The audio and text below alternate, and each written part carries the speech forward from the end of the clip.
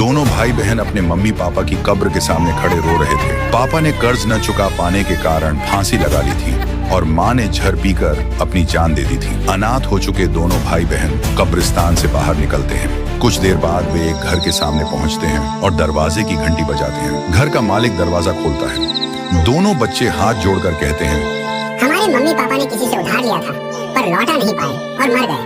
क्या आप हमें सिर्फ आज रात अपने घर में रुकने देंगे? घर का मालिक नरम आवाज में कहता है, कोई बात नहीं, तुम दोनों आज की रात यहीं रुक जाओ, सुबह चले जाना।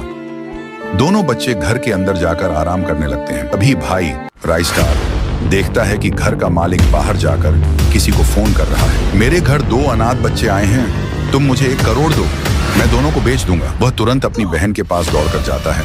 भागो। दोनों वहां से चुपचाप निकल जाते हैं। जब घर का मालिक अंदर आता है तो बच्चे गायब मिलते हैं। वह गुस्से से चारों तरफ ढूंढता है, मगर भाई बहन बहुत दूर जा चुके होते हैं।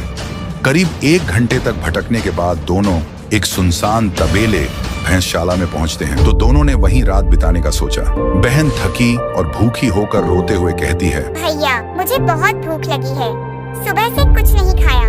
राइस्टार बहन को ढाढ़स दिलाते हुए कहता है, तू यहीं रुक, मैं तेरे लिए खाना लाता हूँ। वह पास की एक दुकान पर जाता है और दुकानदार से कहता है, भैया मेरी बहन भूखी है, मुझे पैसे दे दो, मैं बदले में आपकी दुकान साफ कर दूंगा। दुकानदार मान जाता है और राइस्टार झाड़ू लगाने लगता है।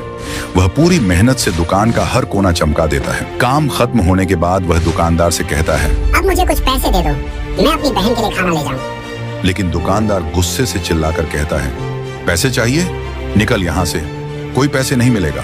राइस्टार हिम्मत करके कहता है, मैंने काम किया है, मुझे मेहनत का हक चाहिए। ये सुनकर दुकानदार डंडा उठाकर राइस्टार को पीटने लगता है। उसके शरीर से खून निकलने लगता है। दर्द और आंसू से भरा राइस्टार वहां से भागता है और अपनी बहन के पास लौटता है। बहन पूछती है, भैया मेरे लिए खाना लाए क्या?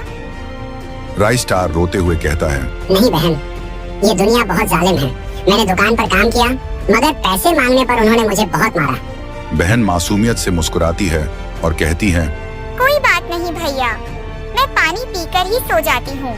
वह तबेले में रखा गंदा पानी पी लेती है और वहीं सो जाती है। राइस्टार अपनी बहन की हालत देखकर फूट फूट कर रोने लगता है। दोस्तों, अगर ये कहानी आपको छू गई हो तो प्लीज इस वीडियो को लाइक करो और चैनल को सब्सक्राइब करो, क्योंकि एक कहानी बनाने में बहुत मेहनत लगती है।